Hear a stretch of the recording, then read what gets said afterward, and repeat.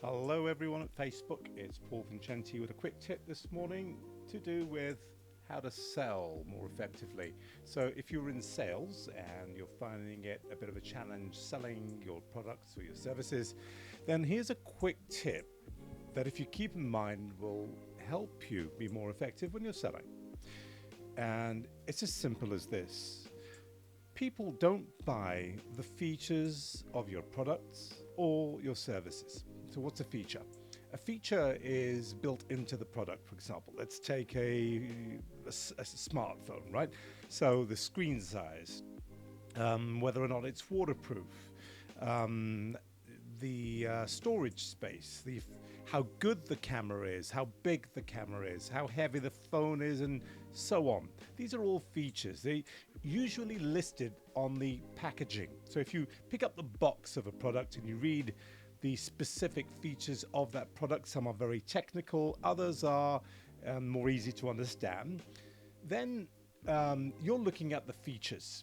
So I'm not saying that the features aren't important. What I'm saying is people don't buy those. They don't buy your product or your service, because your services can have features also, simply because of the features.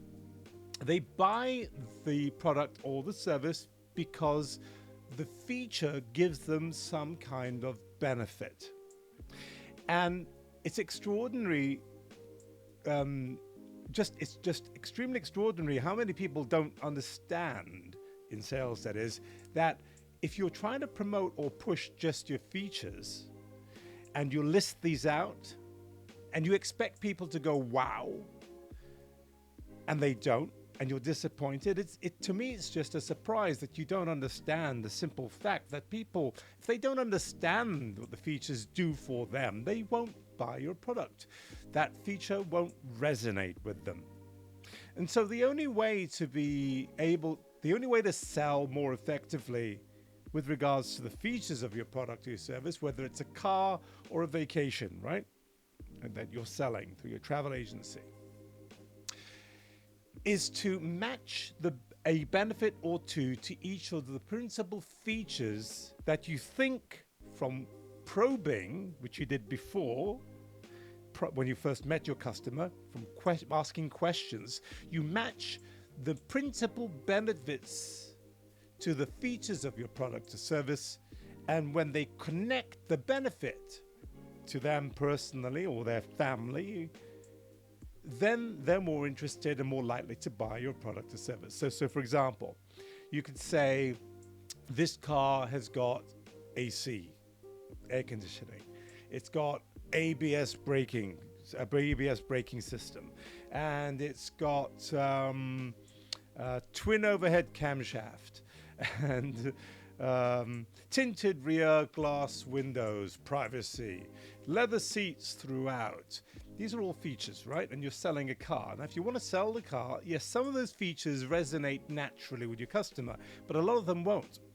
And you need to transfer that information in the mind and say things like, this car's got leather seats throughout, which means, so you're telling them, now listen, which means, or in other words, you always use this kind of a string to connect the two, yeah? When you sit in this car, you're never going to feel you're sitting in something anything less than luxury. When your customers accompany you in your car, when you take them out for lunch, you're going to feel comfortable. They're going to feel wow. You're both going to feel that the car really fits the bill of who you represent and the luxury of the company and the products that you sell. It fits in with what you're trying to portray. So a lot of that obviously is invented. But if you're trying to match a feature to the benefit, you're trying to find the benefits to the person buying, in this case, the vehicle, that resonate with them. So let's say they don't care about the leather seats. You wouldn't talk about it. Or you might say it's got leather seats, which is really nice and keeps you cool. You don't sweat, when you're sitting in the car in shorts, and that luxury feel of coolness, and it's never too hot. And the color is brown or black or white, which means blah, blah, blah. You find one or two benefits that resonate with your seller. Let's say it's a smartphone and they're buying a smartphone, right? And you pick up the phone and you go, this phone has got a 10-inch screen. So what? What that means to you, Mr. Buyer, is that when you play back your videos or you'll show your photographs or you review your photographs because you're a keen videographer and photography, you're going to be able to see a lot of the image in a medium to large size screen, but it's not going to be so large that you can't just slip it away into your pocket, but it's big enough for you to really appreciate, for example, that movie you've taken. Or if you're watching a movie on the aircraft and you say you travel a lot, then you can prop that up against the side of the seat and it's a big enough screen for you to comfortably view a movie without having to squint. I mean, those are benefits. And sometimes the benefits are very, very obvious. And when they're very obvious, we in sales forget to even mention them, assuming that because they're obvious, and often they're not. And that's selling. When you're selling, therefore, you're not listing out features.